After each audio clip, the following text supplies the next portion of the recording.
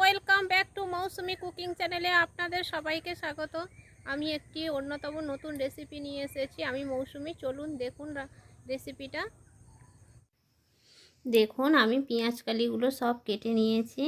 এবারে নারকেলের যে পাতা হয় সেই পাতার কাটি নিয়েছি আমি। পেঁয়াজকালি আর লঙ্কাগুলো এক এক করে গেঁথে নেব। দেখুন কিভাবে গেঁথছি।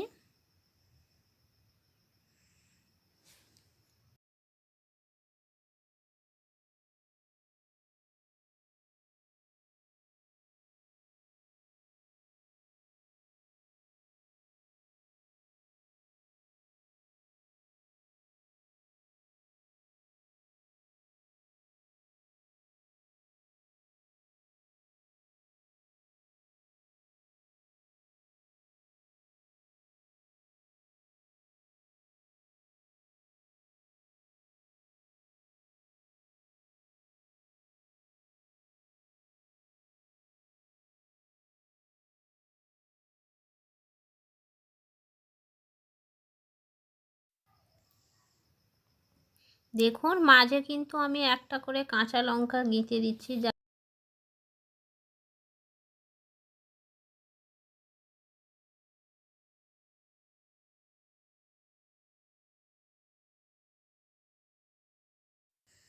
পেঁয়াজকালিগুলো মিষ্টি হয়, তাই মাঝে আমি একটি করে কাঁচা লঙ্কা দিয়ে দিয়েছি, যাতে একটু ঝাল ঝাল লাগে, খেতে ভালো লাগবে ভাতের সাথে।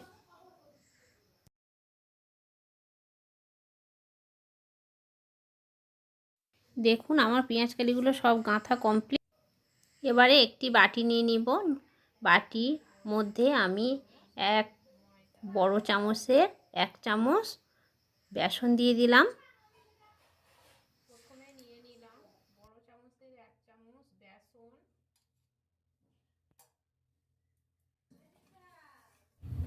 1 চামচ চালের গুঁড়ো,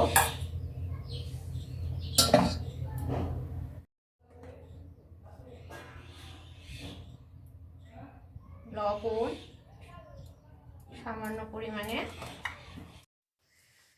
দিয়ে দিলাম, অল্প সামান্য হলুদ, এতটা হলুদ লাগবে না, অল্প করেই দেব। দিয়ে দিলাম 1/2 চামচ লঙ্কার গুঁড়ো, দিয়ে দিলাম কালো জিরে 1 চামচ, দিয়ে দিলাম জিরের গুঁড়ো 1/2 চামচ।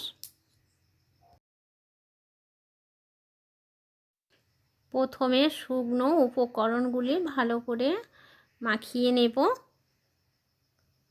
এবারে অল্প অল্প জল দিয়ে ভালো করে মিক্স করে নেব।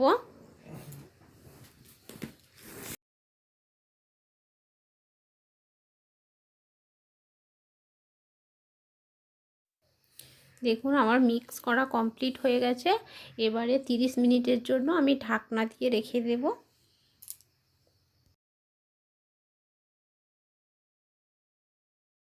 কড়াটা বসিয়ে দিয়েছিলাম, দেখানো হয়নি, আমার তেলটা গরম হয়ে গেছে। এবারে এক এক করে সব পেঁয়াজকালিগুলো ছেড়ে দেব চামচের সাহায্যে,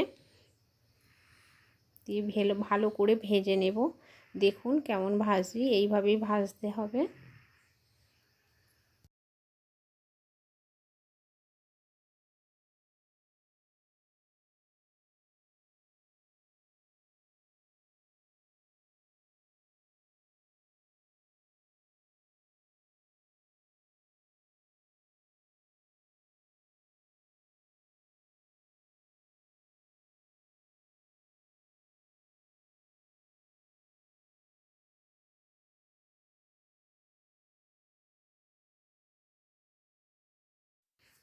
আমার ভাজা হয়ে গেছে। এবারে এক এক করে সব পেঁয়াজকালির পকোড়াগুলো তুলে নেব।